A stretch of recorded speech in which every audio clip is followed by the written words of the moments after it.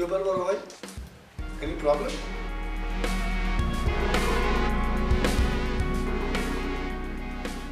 আপনি তো গম্ভীর হয়ে আছেন কেন? গম্ভীর হয়ে থাকলে তো আপনাকে দেখতে আফ্রিকান মাগুরের মতো লাগে। জানি তুই খোঁচা দিয়ে আসল ব্যাপারটা বের করতে চাচ্ছিস তো? জি। ওই মেয়েটা ফোন করেছিল। কোন মেয়েটা? মৃত্যু পথযাত্রী? মানে মরে যাওয়ার আগে যা শিশির ছেড়ে বিয়ে করবে? ওই ম্যাচিং কুদ্দুসের কাছ থেকে ফোন নাম্বার নিয়েছে, নিয়ে ফোন করেছিল। তো আমার নাম ধাম ঠিকানা সমস্ত কিছু জিজ্ঞেস করলো, আমি বলেছি, এবং সে আমাকে চিনল। হ্যাঁ, বললো অসুস্থ হওয়ার আগ পর্যন্ত সে আমার সমস্ত নাটকগুলো দেখেছে।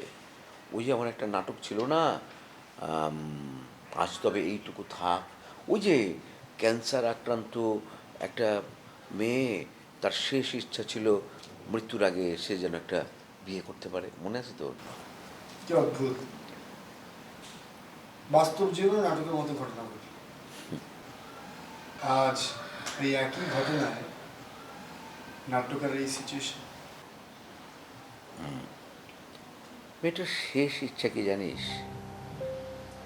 মৃত্যুর আগে সে একজনকে বিয়ে করবে, তারপর যাকে বিয়ে করবে সে তাকে একদম বুকে জড়িয়ে ধরে রাখবে, আর কানের কাছে ফিস ফিস করে বলবে, ভালোবাসি, অনেক ভালোবাসি। আমি তো ইমোশনাল হয়ে যাচ্ছি বড় ভাই। মেয়েটা মনে হয় কখনো কার কাছ থেকে ভালোবাসাই পাইনি। আচ্ছা ধর, যদি এমন হয় যে অলৌকিকভাবে মেয়েটা মরল না, বেঁচে গেল, তখন? কাহিনী তো কেবল শুরু বড় ভাই। আমি তো জানি আপনি মনে মনে এটাই চাইছেন, যাকে বিয়েটা হোক, তারপর মেয়েটা বেঁচেও যাক অলৌকিক ভাবে। দারুণ হবে, কিন্তু দারুণ হবে।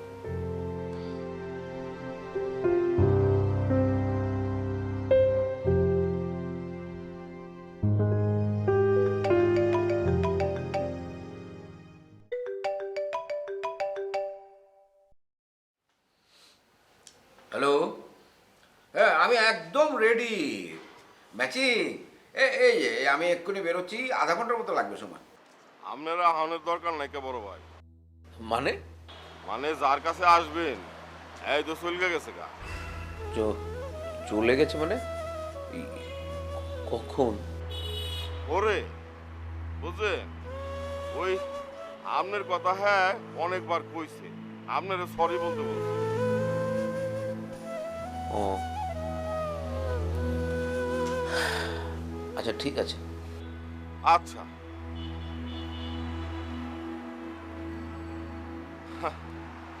আল্লাহ তার জীবনে বিবাহ রাখে না, আপনার জীবনও রাখে না। কেমন নীরবে একটা নাটক ঘটে গেল। মানুষের জীবনের প্রতিটা মুহূর্তে একটা নাটক। নেই রে, মেয়েটা চলে গেছে।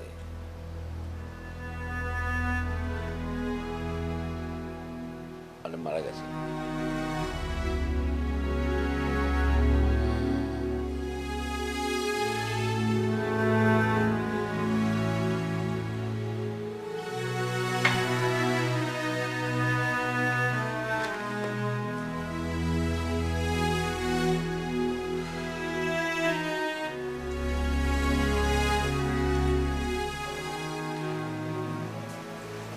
আল্লাহ তার কপালে বিবাহ রাখেন, আপনার কপালে না। মানুষের জীবনের প্রতিটা মুহূর্তে এক একটা নাটক। এই যে দেখেন, নীরবে আপনার জীবনে একটা নাটক ঘটে গেল।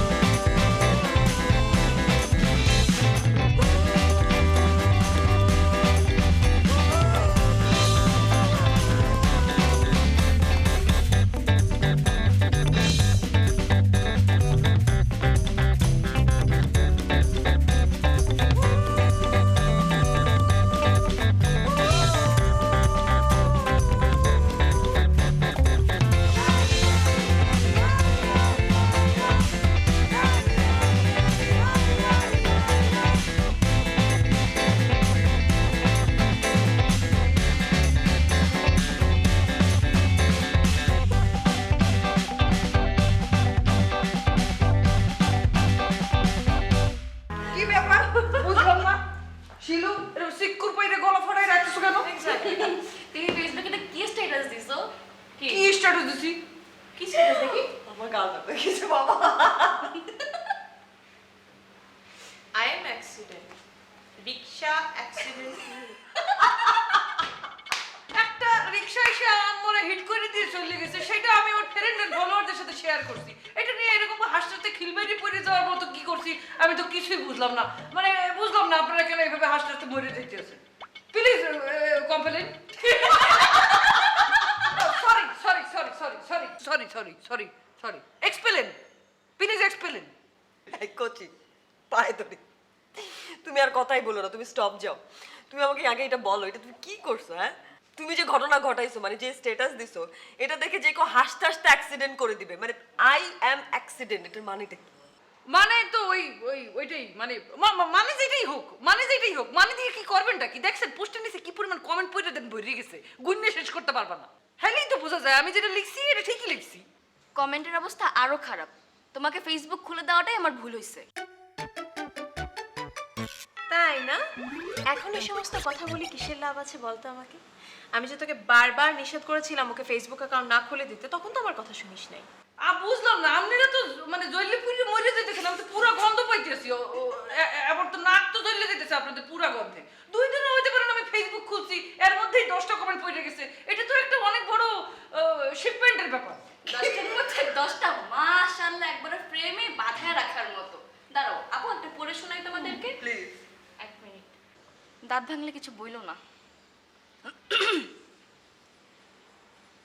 আকসাডান কাই কারা হলা ক কুলা হাটবান।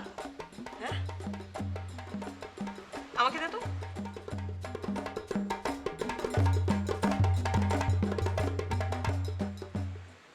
আকসাডান কাইকারা হালা কাক খোলা হাটবান, মানে কি? এই দাঁড়া, দেখি দেখি দেখি, আমি মনে হয় ধরতে পেরেছি এই বিষয়টা। দাঁড়া, আমি শিওর না, মেবি এটা হবে অ্যাক্সিডেন্ট কেমন করে হলো, চোখ খুলে হাঁটবেন, রাইট? হি, এই তো এই তো এই তো এই তো আপনি তো একটা জুয়েল মেয়ে দেখতেছি রিনা আপু। দেখছেন, যে বোঝে সে ঠিকই বোঝে, আর যারা বেশি বোঝে তারা আসলে কিছুই বোঝে না। ওয়েট মামা, ঘটনা এখানেই শেষ না। ও একটু আগে ওর ভাইকে ফোন দিয়ে বলছে ও যে ফেসবুক অ্যাকাউন্ট খুলছে, ওকে যাতে ওর গ্রামের সবাই ফ্রেন্ড রিকোয়েস্ট পাঠায়, এটা পুরা গ্রামে মাইকিং করতে। কি? হ্যাঁ বলছি। তাই বলে কোচি মাইকিং? তাতে কি হয়েছে? আমি আমাদের এলাকার একটা কৃতি সন্তান কচিকা হালু, তো আমি একটা এরকম বড় একটা শিপমেন্ট করছি, একটা ফেসবুকে আইডি খুলছি, তো আমার ফ্যান ফলোয়ার বাড়ানো লাগবে না? আর আমি আমাদের এলাকার একটা কৃতি সন্তান, আমি ফেসবুকে অ্যাকাউন্ট খুলছি, এটা তো আমার গ্রামবাসীকে জানানো লাগবে, তা না হলে আমার ফ্রেন্ড বাড়বে কিভাবে, আমার ফলোয়ার বাড়বে কিভাবে? আচ্ছা আচ্ছা, ওকে ওকে ফাইন, ঠিক আছে ঠিক আছে। তোমার আমার মনে হয় দেরি হয়ে যাচ্ছে, আরেকটা ফোন কল দেওয়া উচিত, নাহলে কিন্তু ফলোয়ার কমে যাবে। যাও যাও যাও, গিয়ে ফোন দিয়ে আসো। ঠিক আছে। দেখো আবার অ্যাক্সিডেন্ট করো না। কাই কারা হালা এই জুয়েল মে মানে কি? আমি জানি না, প্লিজ আমি জানি না, আমার ইংলিশ আমি ভুলে গেছি। Complete please complete.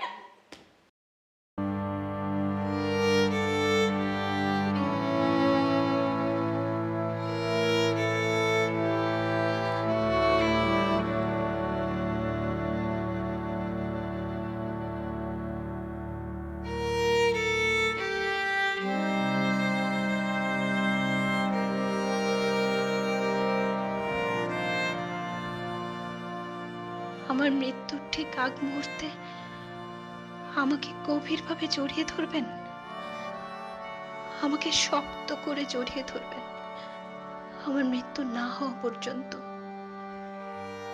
আর আমার কানের কাছে আপনার মুখ নিয়ে এসে বলবেন, ভালোবাসি হিলোরা, আমি তোমাকে ভালোবাসি। বলবেন?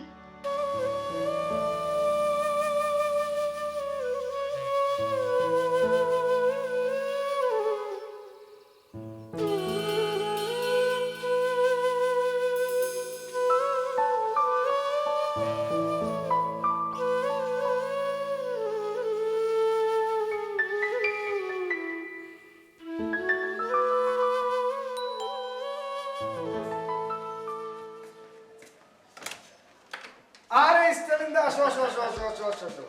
কেমন আছো তুমি? আছি তো বিন্দাস। তোর কি অবস্থা? আমি জোশ, তুমি বিন্দাস থাকবে না কে থাকবে বলো? আর তোমার মতো ডিরেক্টর আমার সাথে দেখা করতে আসছেন ভাবতেই পারতেছি না। বাবা না এসে উপায় আছে। তোরা হইলি নাট্যকার, তোদের কাছে তো আমরা একেবারে ধরা। এই জন্য তোদের বাসায় ছুটে আইতে হয়। শোনো, এই যে চামে আস্তে করে দিয়ে দিলা, এই বিষয়টা কিন্তু তোমার ভিতরে আছে, হ্যাঁ? আর তোমার মতো করে অন্য কেউ ভাবে না। ভাববেও না ইয়ে করবি ও সে তো অভিযোগ কায়দায় ছাকা খায় খুবই আপসেট, কি বল? খুবই আপসেট, যে বাইরে বাইরে দিয়েছে সে যে প্রেম করতো এটা তো কোনো বিষয় নেই। আমার থাকা বাইরে জটিল বিষয়, আগে বসো না, আড্ডা বাইরে না। বলো কি খাবা? চা, কফি, কোক, ঠান্ডা, হোয়াটএভার, এবং সেই সাথে তোমার ফেভারিট কুমিল্লার রসমালাই আছে অরিজিনাল। আচ্ছা খাওয়া খাদ্যের বিষয়ে পরে করা যাবে, আগে কাজের কথা দেখি। বলো বলো বলো। শোন, এই যে তোর যে ধারাবাহিক নাটকটা হচ্ছে এটা কিন্তু আমি ডিরেকশন দিচ্ছি। আরে কি বলো, এটা তো সেরকম সংবাদ রে ভাই, জোশ। এই মাত্রই তাসিফ ভাইয়ের সাথে সবকিছু ফাইনাল করে বাইরে এলাম। তোর ফোনেও খবরটা দিতে পারতাম, কিন্তু মনে হলো সামনাসামনি কই এক্সাইটমেন্ট অন্যরকম না। চুপ। মাহমুদ ভাই তোরে ফোন করলো। আরে ভাই আমি তো খুশি হয়ে গেলাম ভাই, মানে তোমার মতো একটা পপুলার ডিরেক্টর আমার লেখায় কাজ করবে, মানে আমি তো স্টার হয়ে যাবো রে ভাই। হইছে পপুলার ডিরেক্টর আমি, হ্যাঁ আমিও একটা পপুলার ডিরেক্টর, তেলাপোকা একটা পাখি। আর দূর। আচ্ছা শোন, তুই কাজ কর না, কি ধারাবাহিকটার আগে আমার একটা সিঙ্গেল নাটক দেন, 1 ঘন্টা সাংকে চালাই। কবে লাগবে? আচ্ছা তুমি এত ভালো নাট্যকার, তুমি আমার কাছে স্ক্রিপ্ট চাও কেন? আরে এইসব ফালতু কথা বাদ দে তো। আমি ভালো নাট্যকার ঠিক আছে, কিন্তু সেটা তো মঞ্চে। আমি নিয়ত করছি যে আমি সারা জীবনে টেলিভিশনের জন্য কোনো নাটক লিখুম না, যাও টুকটাক 2-1টা লিখুম মঞ্চের জন্য। আচ্ছা তুই 7 দিনের মধ্যে একটু স্ক্রিপ্টটা দে, হ্যাঁ? একটা প্রেমের গল্প দিবি, কিন্তু একেবারে মার মার কাট কাট। তোরা রিনার মতো এরকম মাজুল টাইপের প্রেমের গল্প দিস না। ভাই তুমি এটা কি বললা ভাই? তুমি আমার আর রিনার লাভ স্টোরি, তুমি একটা মাজুল লাভ স্টোরি বললা, আর তো কষ্ট পেয়ে গেলাম, দুঃখ পেলাম না ভাই। আমাদের লাভ স্টোরি যে পরিমাণে ডেপথ, তুমি তো মাইপা শেষ করতে পারবে না। বাবা তোমাদের প্রেমের ডেপথ যে কতটুকু এটা আমার চেয়ে ভালো করে জানে, হ্যাঁ? রিনা তো আমার দলের ছোট বোন নাকি? তোমার যেই পরিমাণ চাপের উপরে রাখে, যেই ডলা দেয় তোমার, ওই ডলা খায় তুমি যে সোজা হয়ে দাঁড়াইতে পারো, এটাই তো বেশি। না ভাই না, এটাও ঠিক না। মানে আমাদের যে আনসিন লাভ স্টোরি, যে কেমিস্ট্রি, মানে তোমরা যেটা দেখো, ব্যাপারটা আসলে তা না। তোমরা আসলে দেখোই না এই ভালোবাসাটা কতটুকু। বুঝছি তোমাদের ভালোবাসা যে কতটা ডেপথ, এটা আমি খুব ভালো করে বুঝছি। আচ্ছা তোর টিপস দিই। দো না দো না। তুই নাটক লেখা শুরু করার আগে রিনার সাথে একটা শান্তি চুক্তি করে হলা, তোর যেন কোনো প্রকার কোনো প্যারা না দেয়। ভাই মানে মাথায় প্যারা নিয়ে আর যাই হোক লেখালেখি তো ভাই হয় না ভাই, ভাই সত্যি হয় না ভাই। আর তুমি একটা কথা কইছো ভাই, সুপার লাইক দিলাম ভাই, বিশ্বাস করো সেরকম একটা কথা বলছো। মানে এইটা হইলে না আমার মানে সত্যি জীবনে অনেক শান্তি হয় ভাই। তাহলে করে বলো। কিভাবে সম্ভব? কোনো বুদ্ধি আছে তোমার কাছে থাকলে বলো তো প্লিজ। বুদ্ধি একটা আছে, দাও না। তুই ধামরাই যা। যাবো। ওইখানে মজনু পাগলা নামে এক পাগলা আছে, তার বাড়িতে একটা বট গাছ আছে, ওই বট গাছে রুমাল বাইন্দা হয়। মানে? আচ্ছা যে রসমালাইয়ের কথা করি না, দে না একটু। হ্যাঁ আছে আছে, টেবিলে আসো আসো আসো।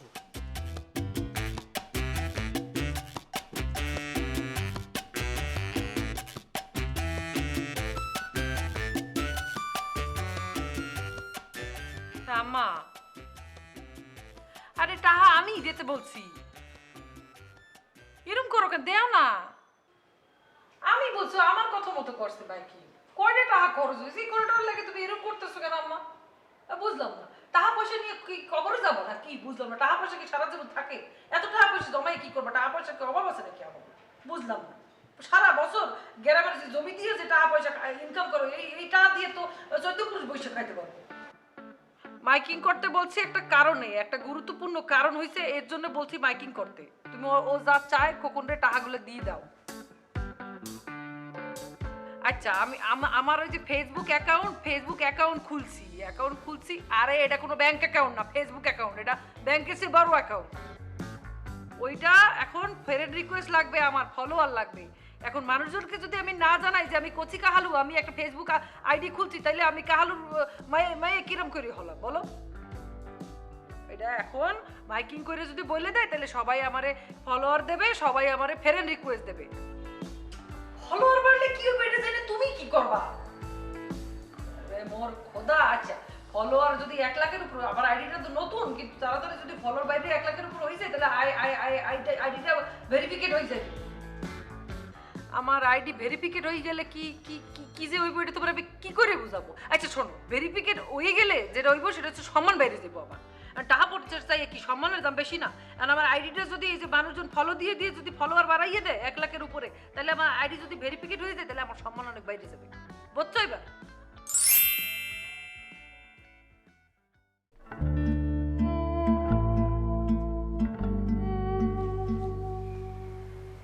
না,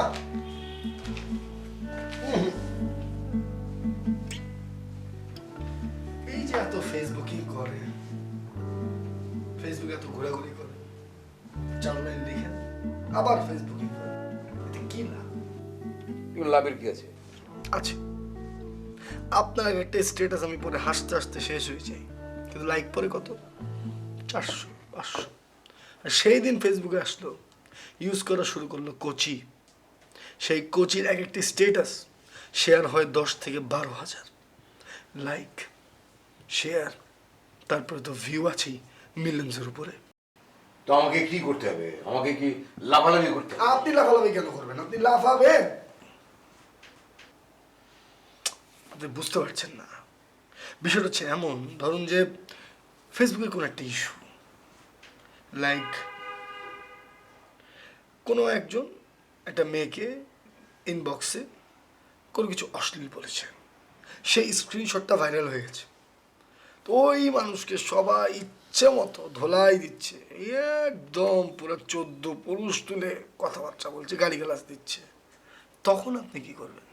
তখন আপনি ওই লোকের সমর্থনও একটা স্ট্যাটাস দেবেন, আমি উনাকে সমর্থন করছি, উনি অবদমনের জন্যে এমনটা করেছেন। বাস, দেখবেন আপনাকে ইচ্ছা মতো ধোলাই দেওয়া হবে, গালি গালাজ ইচ্ছা মতো। ওই দিন ফেসবুকে আপনি হিট, আপনার ভিউ, আপনার লাইক, আপনার ফলোয়ার 10,000 বেড়ে যাবে। ওই গল্পটা জানিস তো? ওই যে এক অধ্যাপক সাহেব লন্ডনে গেছেন পিএইচডি করতে। তো পিএইচডি শেষ করে উনি দেশে যখন ফিরে এলেন তখন শুনলেন যে ওনার স্ত্রী ওই রাখালের হাত ধরে পালিয়ে গেছে। তো এটা নিয়ে তো মহা হইচই পড়ে গেল, নানানজন নানান কথা বলছে। অনেকে বলা বলি শুরু করলো যে আরে ওই অধ্যাপক সাহেব পিএইচডি করে যতটা হিট না হয়েছেন তার চেয়ে বেশি হিট তো হয়ে গেছেন রাখালের হাত ধরে পালিয়ে গিয়ে ওনার স্ত্রী। তো আমাকে কি ওই রাখালের হাত ধরে পালিয়ে যাওয়ার মতো হিট হতে বলছিস নাকি তুই? না, বুঝতে পেরেছি, করেন করেন, ফেসবুকিং করেন, যত খুশি করেন।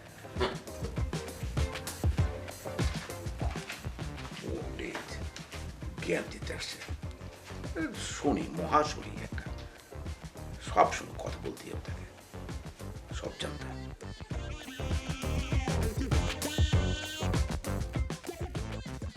তুই বেশি বেশি করতেছিস বন্ধু, সুইসাইড কেন করবি? আবার তার জন্য তোর স্নিগ্ধার পায়জামার ফিতা কেন লাগবি তোর? জীবনে যারে পালাম না, মরণের সময় তার পাজামার ফিতে দিয়ে সুইসাইড করবো, এই সামনে ইচ্ছা কি পূরণ হবে না? ধামেতে একটা বট গাছ আছে, তো সেই বট গাছে তোমার ওড়না অথবা রুমালের একটা টুকরো বেঁধে আসতে হবে। মাল বা ওনার এক টুকরা, তাতে কি হবে? কি তোমার আমার প্রেম ফেভিকলের মতো চোরা লেগে থাকবে।